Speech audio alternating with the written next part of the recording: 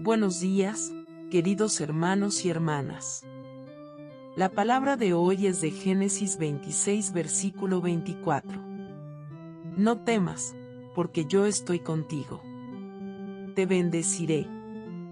Y la escritura de hoy es de Efesios 1, versículo 3.